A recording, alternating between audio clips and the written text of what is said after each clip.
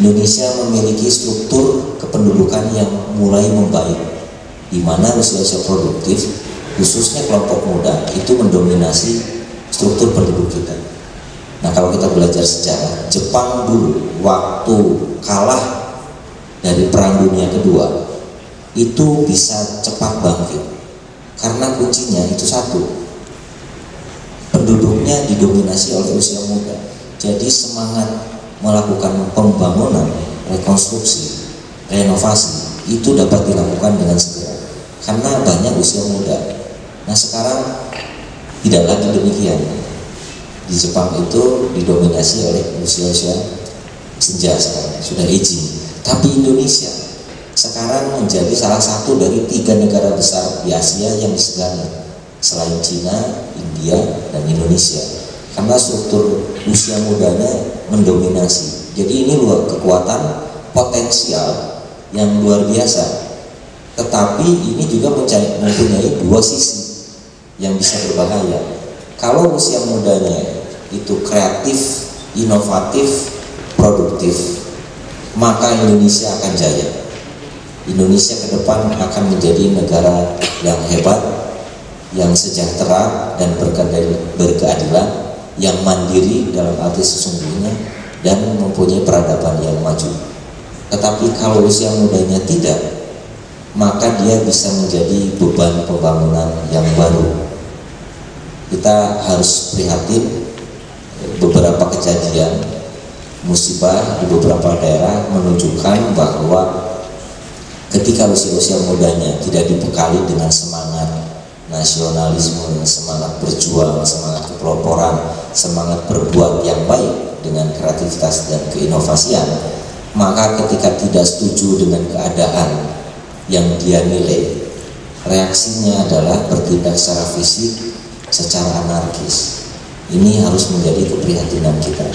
Sebab kalau dari lingkungan akademis, calon pemimpin masa depan, cara bertindak kita seperti itu, maka jangan harap Indonesia akan jauh lebih baik. Sehingga saya sangat mengapresiasi prakarsa dari rekan-rekan mahasiswa ITB dan partisipasi dari mahasiswa seluruh Indonesia untuk bersama-sama berdialog, membangun kesepahaman dan mendiskusikan bagaimana kita memperkuat triple helix ini melalui prakarsa-prakarsa tertentu di bidang klaster industri tertentu. Ini mudah-mudahan bisa menjadi awal bagaimana kita bisa berkontribusi secara nyata di dalam membangun Indonesia secara kreatif, inovatif ke depan, dan bagaimana kita mempersiapkan diri apakah menjadi pelaku bisnis, menjadi akademisi, maupun menjadi regulator yang jauh lebih baik dari generasi kami ke depan, sehingga Indonesia yang jaya, yang bukan hanya di Pulau Jawa ini bisa kita bangun. Tadi saya diberi pesan untuk menyampaikan bagaimana cara kita melakukan dialog. Dialog ini kita akan bangun dalam kesejajaran triple helix, di dalam diskusi-diskusi tematik melalui 5 tema yang akan dibagi menurut pengelompokan dari panitia.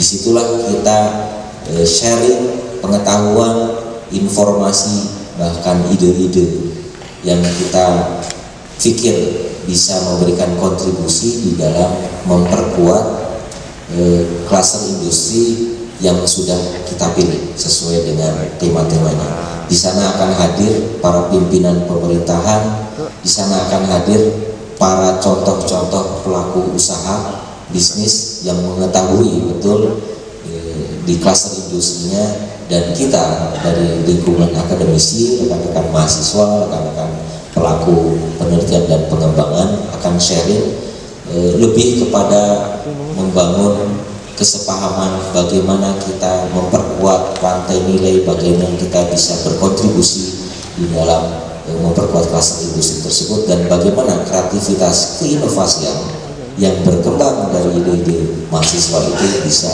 dikontribusikan ke depan.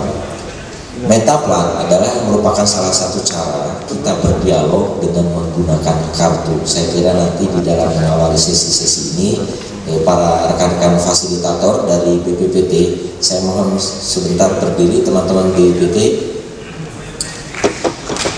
di belakang.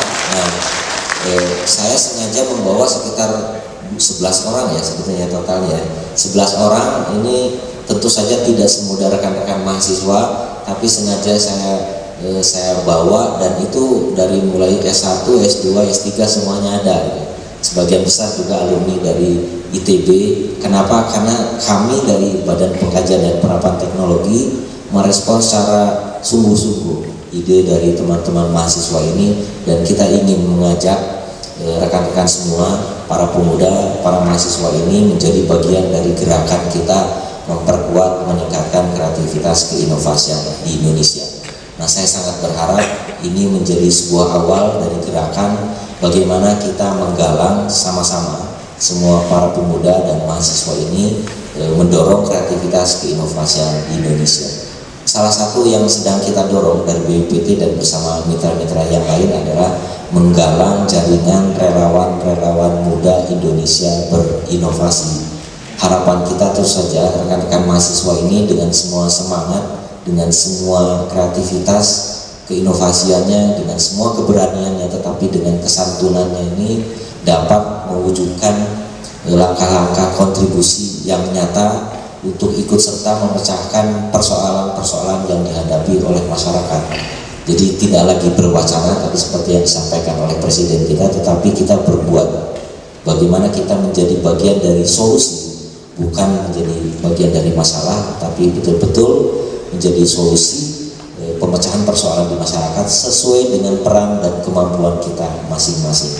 Insya Allah BPPT akan selalu mendukung di dalam upaya rekan-rekan semua menjadi calon-calon pelopor, inovator, kreator di Indonesia.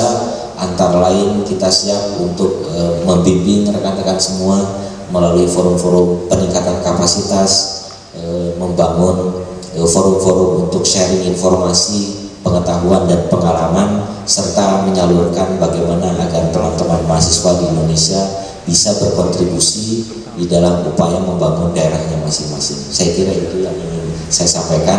Nanti rekan-rekan fasilitator akan menjelaskan lebih detail bagaimana format dari diskusi partisipatif melalui metaplan yang ada di setiap kelompok selanjutnya. Sekali lagi saya ingin mengajak rekan-rekan semua, khususnya para mahasiswa, jadilah pelopor, jadilah inovator, jadilah relawan muda Indonesia berinovasi. Salam inovasi Indonesia. Wassalamualaikum warahmatullahi wabarakatuh.